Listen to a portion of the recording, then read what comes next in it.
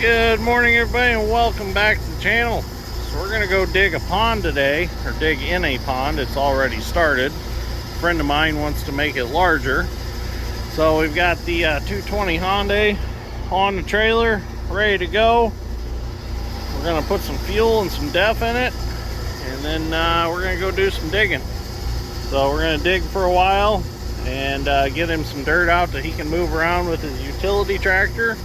He's going to be making a retaining wall with the dirt, and then the rest of the dirt that'll be wet we're going to throw out, leave it dry for a while, and then we'll come back with the dozer later, reshape everything and grade everything off. So let's get over there and get started. Well, I got here Saturday. I got some digging done, got some dirt thrown out so Dan could move it with his little 1025R John Deere utility tractor like mine. And then some things come up and I had to leave. So Dan got quite a bit of the sand cleaned up, and he moved some over the weekend with the 220 while I wasn't here, and he was able to move it to where he could get to it with his 1025 because it was kind of getting wet where the pile was. So now what I'm gonna do is I'm gonna start digging again and get this all dug out here, pile him up some more muck over here. So this is muck, and there's a layer of peat moss under it with some tamarack roots under or in that, and then it turns to hard white sand. So this is the kind of ground that the sprayers get stuck in. When you see me pull a sprayer out or an excavator that's stuck, this is the kind of ground that it happens in. So you'll be able to see the layers of this in the video while I dig. So I'm gonna go get 220 running, get over here, and I'm gonna try to trim this back a little more and get some more dirt out and get him some more sand stockpiled, so when he gets home this afternoon he can start moving some more sand for his retaining wall he's building. So let's get started. Okay, so this is muck, like I said, so it is soft. So what I'm going to do is I'm going to try to push some of this sand back down right here and try to make me a little more firm pad to sit on out of it. Sometimes 6 inches of sand makes a huge difference to sit on. I don't have any mats with me. I don't really like using mats all that much. You end up slipping off one, you're screwed anyways. Then you got a mat stuck under you to try to deal with. I'm gonna see if I can walk out on this, maybe dig a little more in this corner here.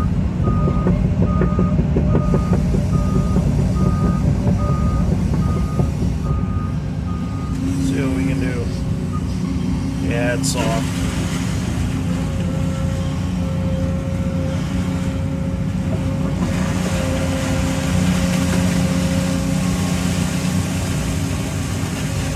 See if I can get him some more sand out.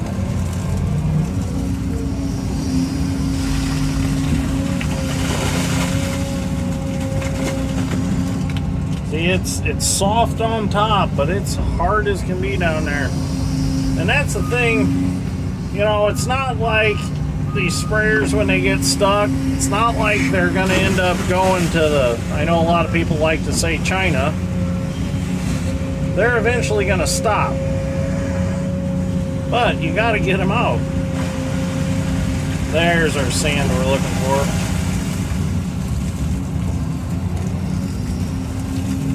So they're eventually, you know, if there's 6 foot of muck, they're going to sink down to that hard layer of sand, and that's where they're going to stop. But it's getting them out of that 6 foot of muck and back to firm ground that's a real bear.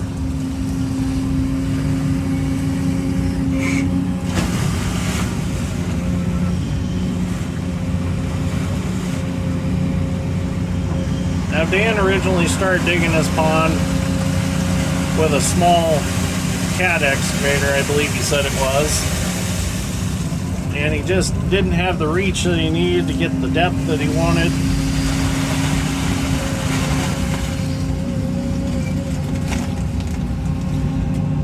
So far, the 220 is achieving what he wanted.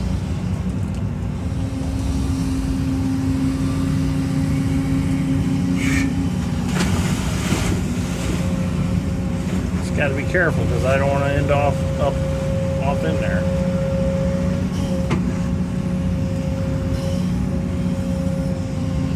Nope, see? Let me back up.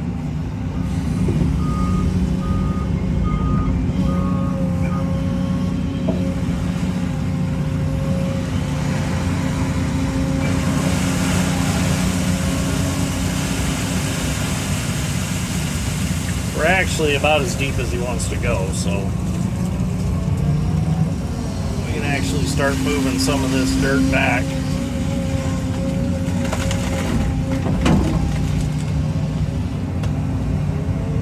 Now, somebody that wasn't experienced in muck would have kept pulling and trying to get that bucket out instead of doing what I did and getting away from it. And the next thing you know, you're just to the point of no return.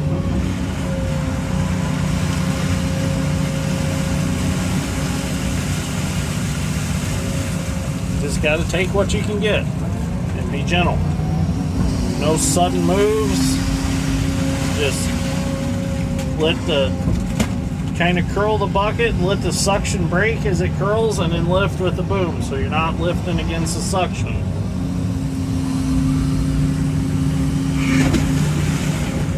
If you're not lifting against that suction, you're not putting so much weight down on the tracks and getting yourself stuck out here.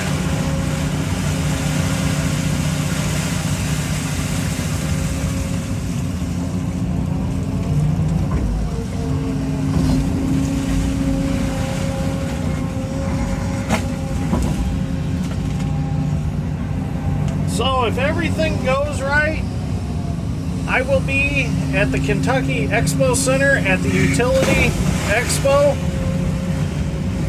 the end of this month, and I will be competing against Dirt Perfect for the title of Best Operator. It's a fun competition. So if you want to see me, I will be there the 26th and the 27th in Kentucky at the Utility Expo. And I will be competing at the Hyundai booth. The 26th is qualifying, and then the 27th is the actual competition against Dirt Perfect.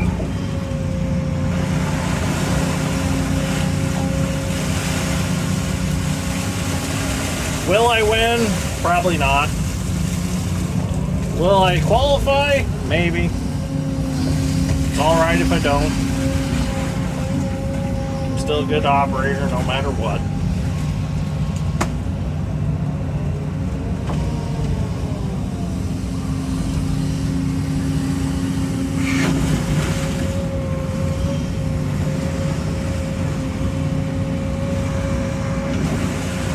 I bet if we competed at digging out in the muck, I'd probably win the competition.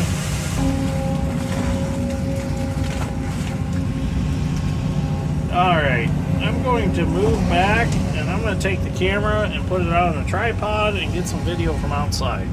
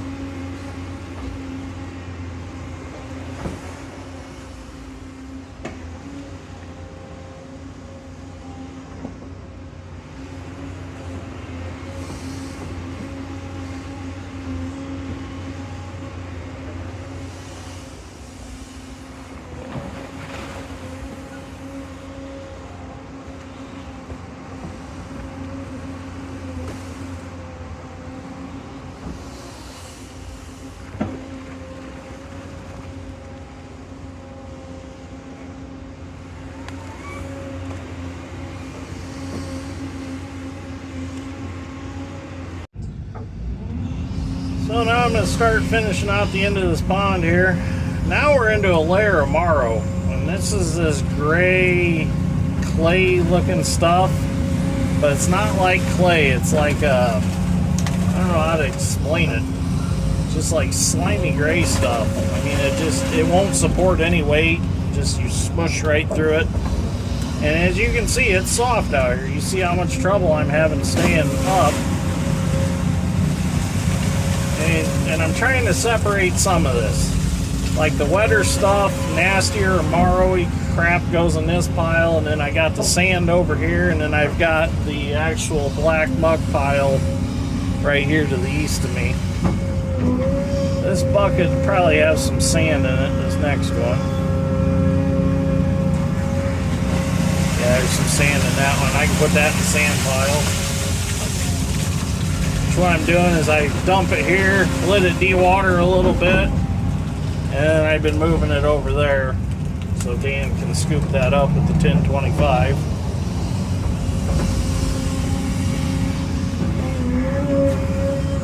Try to get a little depth on this end here.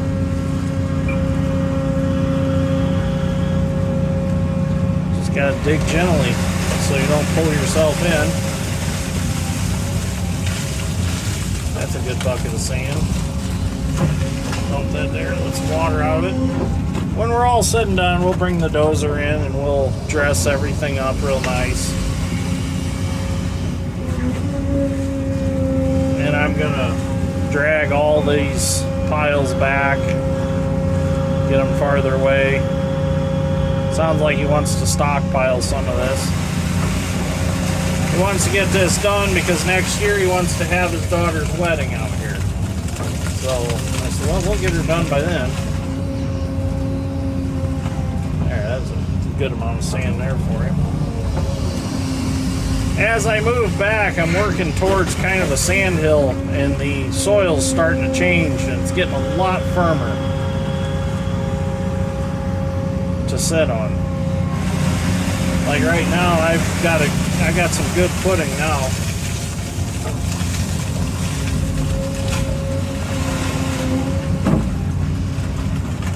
Some of these pond projects, they're fun. They're a challenge. Every one of them is a different challenge. Like digging a pond at my parents' place, the one that we've been doing with my drag line and 270 and a great all. That's all hard digging. We're into a layer now where my drag line bucket, it feels like when you drive your car on rumble strips. That's what it feels like when I'm dragging my drag line bucket. That rumble through the whole machine, because it's like some clay with a bunch of rocks in it down in there. We are actually thinking about pumping the pond down and getting down in the bottom of it with like the 200 or the 220 excavator and see if we can't dig some more deeper. Get the water out, then you can see what you're doing a little better. The old timers also say that the weight of the water on top of the sand makes it dig hard. And there's probably some truth to that. A lot of the old timers, they weren't wrong.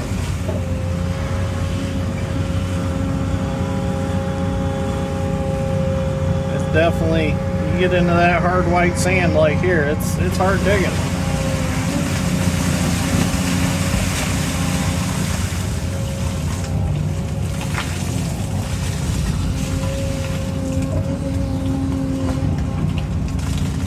Keep him busy for a while with the 1025.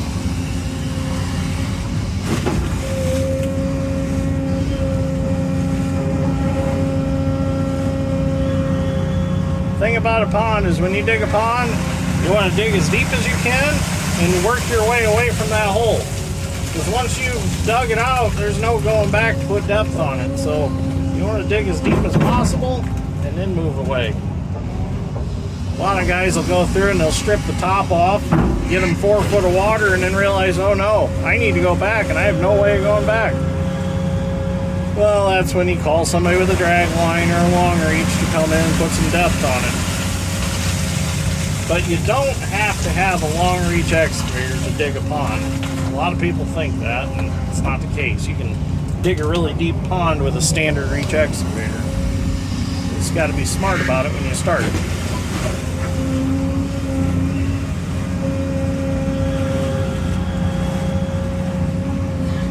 Get in some depth here so that the fish will winter.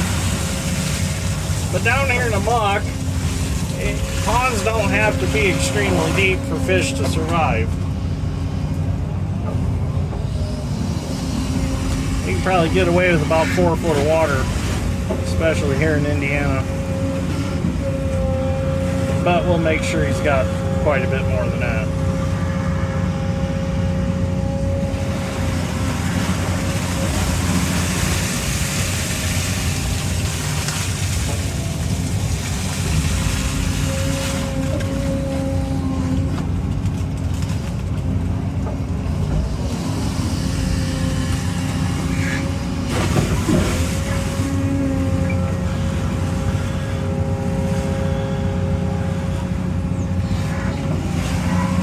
I'm gonna keep digging.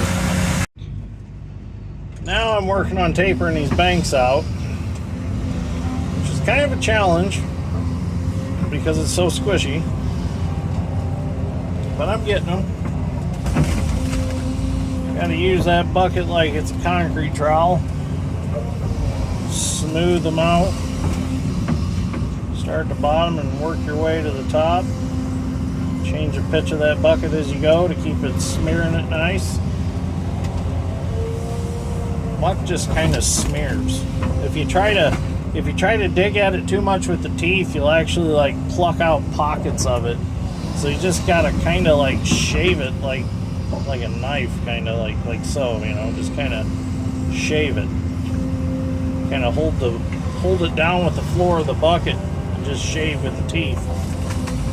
Works real good with a smooth edge ditch bucket, but I haven't got the new work brow coupler on yet and the new work brow thumb on yet, so I can use my 7-foot ditch bucket on this machine that I run to 200. Gotta get that done one of these days. It's all laying there at the shop, just gotta take the time to do it.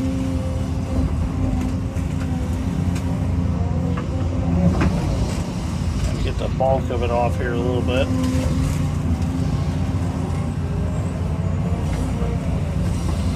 I'm gonna have to move these piles back eventually. Let some of this dry out.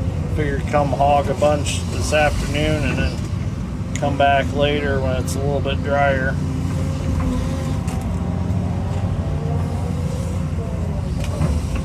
Later in the week, I mean. 2 or 3 days of this being up top dries it out tremendously.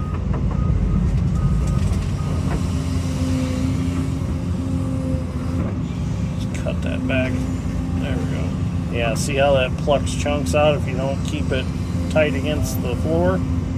Yeah, there we go. Look at that. That's what we want right there.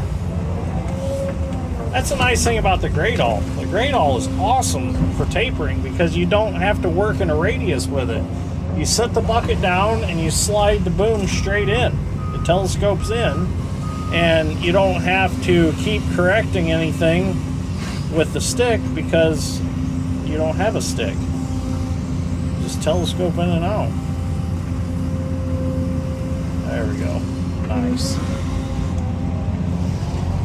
It's looking good. And I'm fighting sinking at the same time. Kind of cutting in up here at the top. I'm going to have to rework some of this at the top, but at least it's out of the hole.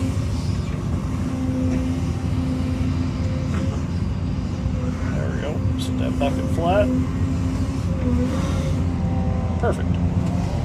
I'll go back through and pad that down a little, get rid of them little lines. That's no big deal. And then nature itself will even things out also.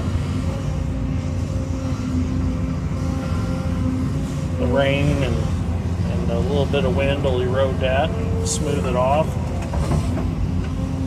Dan's talking like he might dump some just sandhill sand down these tapers to firm them up some so you can stand on them and fish and things like that. This corner needs hogged out.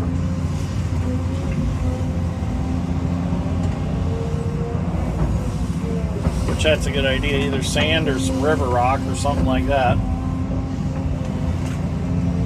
This corner down here is just really soft. It's really mushy. I might actually have to dig quite a bit out of this corner yet just to square things up. I'll have to sight down my flags. Alright, I'm going to keep plucking away at this and get her finished up, hopefully. Well, that's not too bad for right now. It's going to need to dry out a little bit up here so I can set a little easier and shape things. But that looks fairly good. So now I need to get over to that side, and I need to taper that spot through there back to match that down there. But the problem is I've got this pile of muck here. I'm gonna have to go over the top of it because I can't fit through the trees over there. So I'm gonna have to go up and over to get over there. So I can do it, no problem. So I'm gonna go set the camera up and I'll get over there and start tapering that bank off.